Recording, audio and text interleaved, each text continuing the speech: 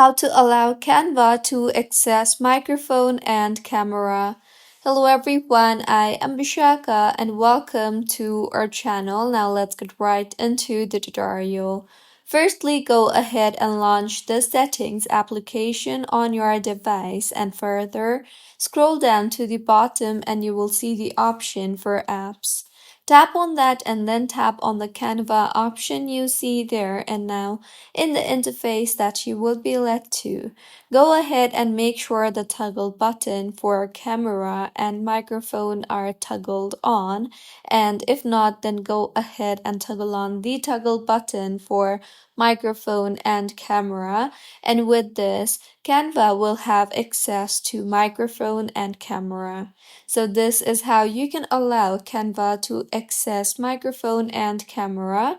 If you find this tutorial helpful, please like the video and do comment if you have any queries. Also, do subscribe to our channel for more helpful tutorials like this.